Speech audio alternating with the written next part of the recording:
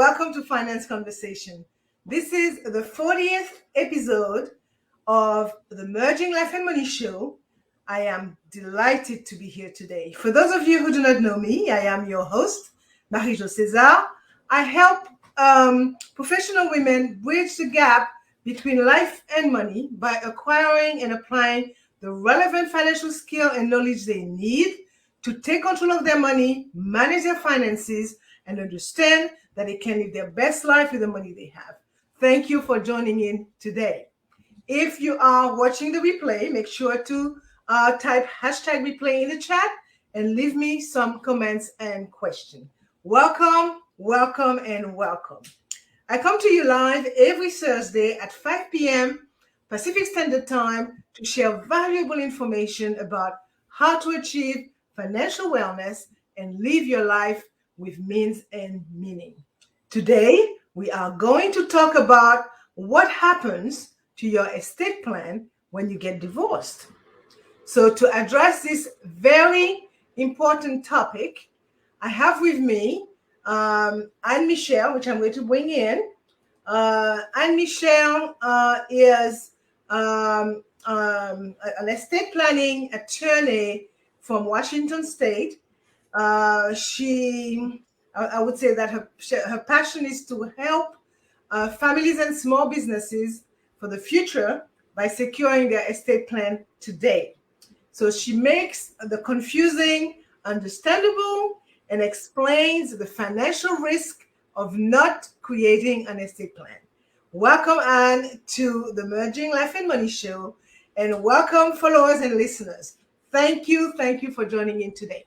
So Thank you for having me. And a notebook, as you would want to take some notes to discuss this matter further with family members. Very important, because it is about sharing values that could benefit others. Okay, so let me start with a few disclaimers. Okay, everything said in the Merging Life and Money Show is for general, informational, and educational purposes only.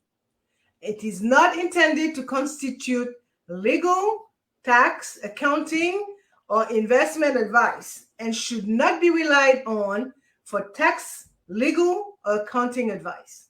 You should consult with your own tax, legal, and accounting advisor before engaging in any transaction. Okay? Always. I will also say that estate planning before, during, and after divorcing varies from state to state. So make sure to check with an estate planning lawyer when reviewing your estate plan. Okay, over to the show now. Let me say that whilst getting divorced is emotionally taxing, you must not ignore your estate planning responsibilities. Okay, the final divorce decree takes care of the financial and the legal issues that come up naturally with the divorce, but it does not change your estate planning documents. Therefore, it is very important to revisit your estate plan if you had one when you were married, or create one if you never had one.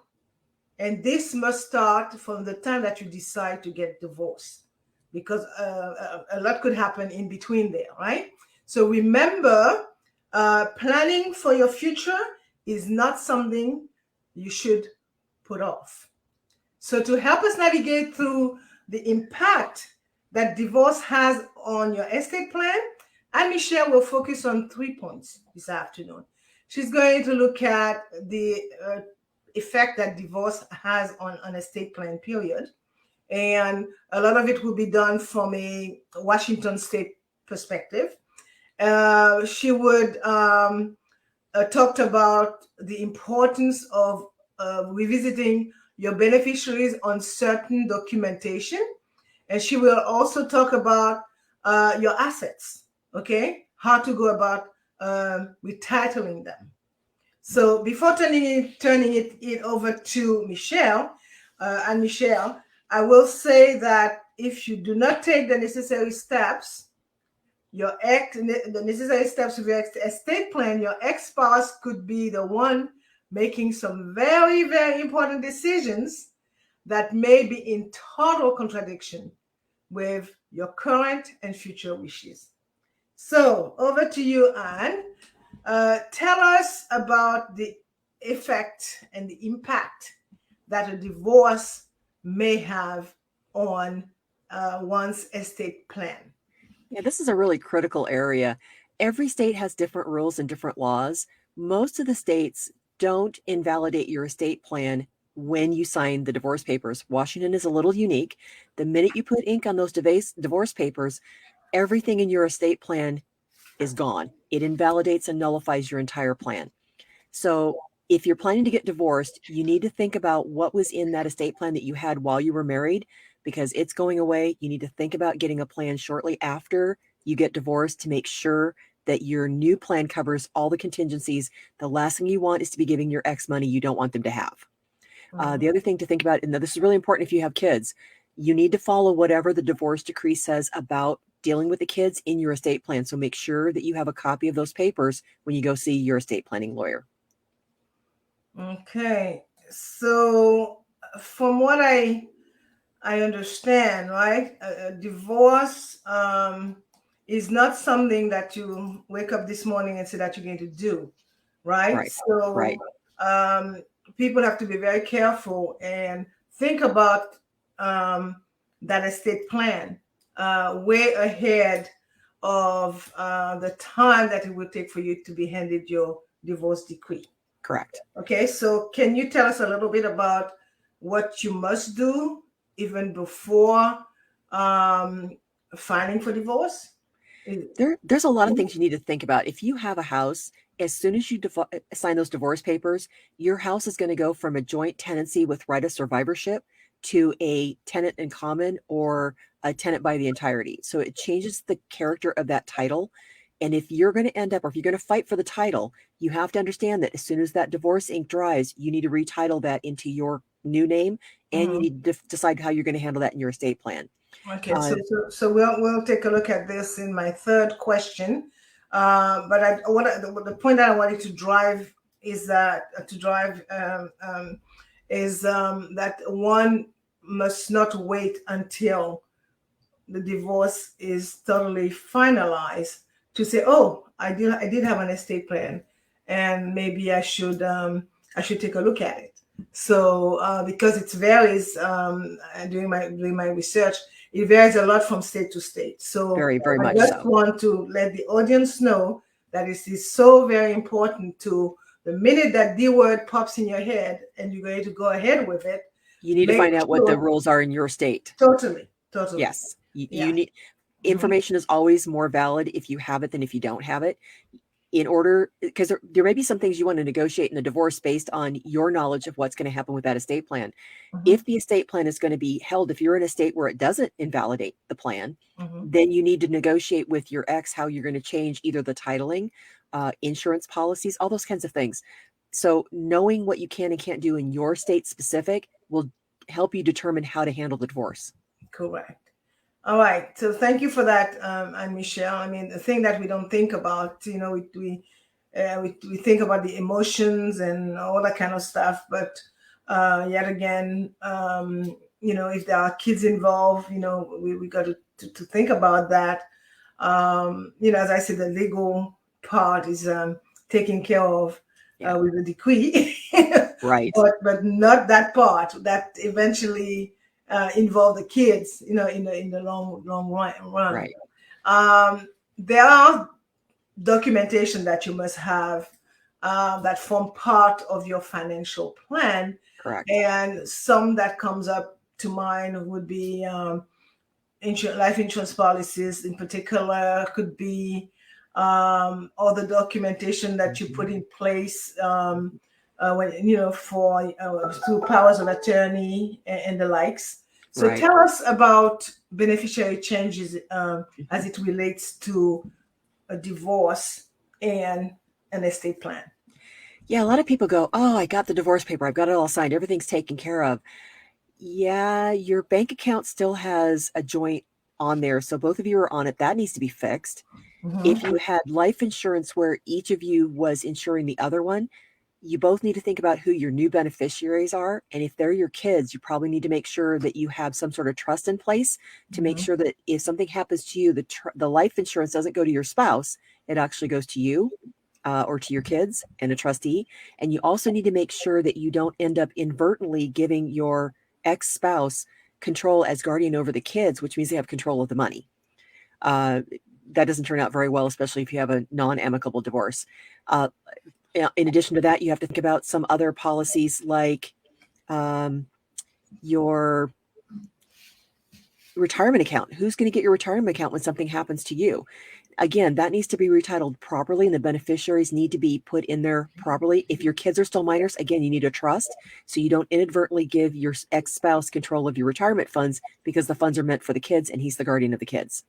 So just be really careful about that. Make sure everything that you own that's an asset is retitled and looked at. Now, you can't change this before the divorce, but once that divorce is final, you should be on the phone like within the 24 hours changing that. Yeah. And ours, we are turning these dollars, right? Yes. And we are all looking after our dimes as much as possible. So through the whole process of estate planning, some people have put in place trusts, and that you mentioned before. Right.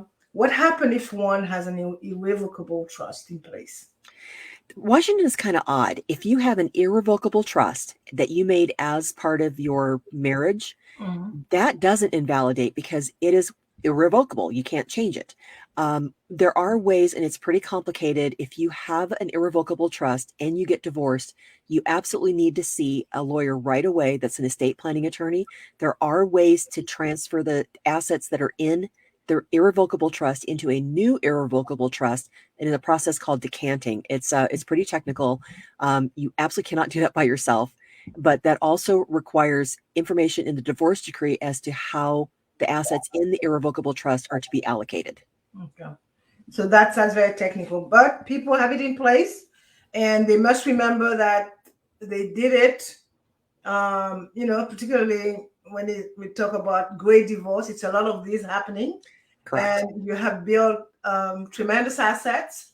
You got pension plan involved, and some pension fund themselves have specifics when it comes to how can a now ex-spouse could claim on a pension benefit acquired, right, through the marriage and all that kind of stuff. So I just want to put that out here. So yes, it is emotional. Yes, you want to get out of a relationship and all the rest, but remember that it took years to build that relationship, and along with it came a lot of stuff, like what happened if I'm incapacitated. All of this is documented. In some state, this disappears, goes away with the divorce. So this means that you have to put new documents in place. Right. And in some state, it gets held. Yeah. And then your ex-spouse is making decisions about your end of life care. Totally. So the thing that are not obvious, that we cannot see because we are so driven by the whole emotional thing and the breakup and the separation and all that kind of stuff. Yeah. So we have to be mindful. And as women, we tend to, we make less than men to begin with. So we have less, once we get divorced, we have less assets than the men do anyway. But we tend to shy away from conflict, which means if there's a conflict, we usually throw our hands up and walk away. You are literally taking money out of your own pocket and giving it to your ex. Please don't do that. Even as complicated as it is, and even as confrontational as it is, please go to the proper divorce attorney and a proper estate planning attorney so you get every dime you are entitled to. Totally. And that is very, very important. So, I mean, this show could go on and on if we had the time. So you did mention retitling earlier. Is there anything else that you want to add about that? Just make sure that with the courts and divorce, they may order something called a partition, which is either selling all or part of the estate or the house back to you. So let's say you and your spouse have a house, and the court's going to award one of you the house, but they want you to pay the other spouse part of it. Well, then that's a whole negotiation in the divorce proceedings about how are you going to, quote, pay for it, which could mean trading assets in a retirement account or taking your name off life insurance, however you negotiate that. But then that title is supposed to be in your name. Please don't forget to retitle that in your new sole capacity as the only owner of the house. Okay, that's a very good a good point that you made there, because as I said, great divorce is on the rise.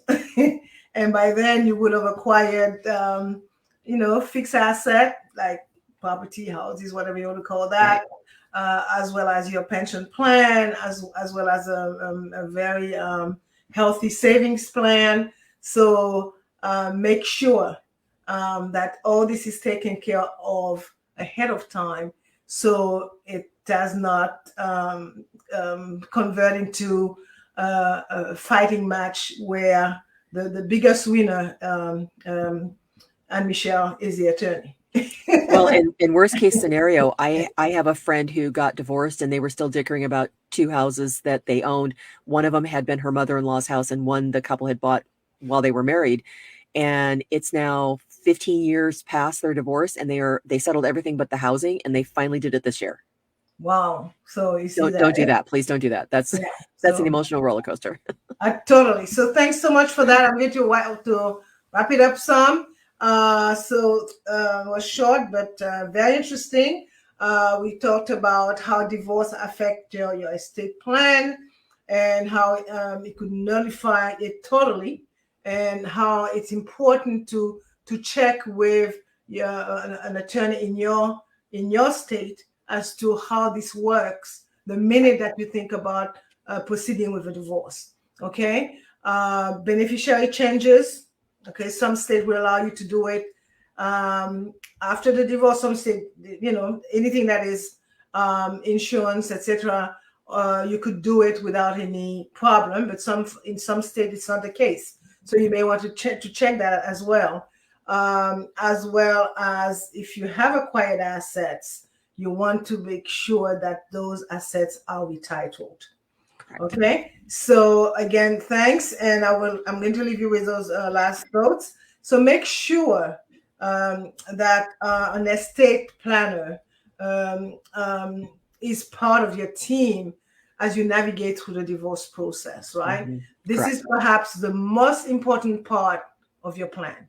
Yeah. An estate lawyer, an estate planning lawyer can review the divorce settlement and look for any gaps, right? So are you protected from state and federal estate taxes, for example? What is the impact of the divorce on your retirement account beneficiaries? You got to look at that too. Are you and your heirs adequately provided for in the event of your ex's death? Okay, all these things are really important. So what about your wishes for the children if you pass away while they are still young? Okay, mm-hmm. So divorce attorneys have a different set of concern, and many are overlooked. They may overlook a lot of these key considerations. They are your divorce attorney. They are not your estate planning attorney. Okay. Correct. So lastly, be sure to hire your own estate planner rather than continue with the attorney who drew up the plan when you and your spouse were married. Okay. So again, Anne Michelle, thank you so much for your awesome contribution to the show today. These are things that they are not top of mind, but they are mm-hmm. so very important in order to have a great future after a terrible situation. So I'm really looking forward to having you on the show next month. So we have a date for the 24th of February, and we will continue to share valuable information about estate planning. Okay, correct. So before I forget, Michelle, would you like to give the audience your contact information should one wish to contact you? Sure. You can. I also have a banner for you. Let me find it, and I will show it. I think I got it. Yep. There we go. So Uh-huh. you can find me at www.heartlawestateplan.com. You can email me at heartlawpllc@gmail.com, or you can call me at 206-641-6014. And if you have any questions, I'll be happy to answer those. If you're not in Washington State, I can probably help you find an estate planning attorney, so don't hesitate to call me or email me. Great. Thanks again so very much, and see you next month. Thanks for having me. So for more information about how to achieve financial wellness from the inside out and live a purposeful life with the money you have, join me next week, Thursday at 5 p.m. Pacific Standard Time, 6 p.m. Mountain Standard Time, 8 p.m. Eastern Time, 9 p.m. Atlantic Time for my Bermudian pips, 10 a.m. Friday, Brisbane, Australian Time for my Australian friends. Thank you for being here today on the Merging Life and Money Show. I am your host, Marie-Jo César. I will be back again next week. Until then, continue merging life and money. Bye for now.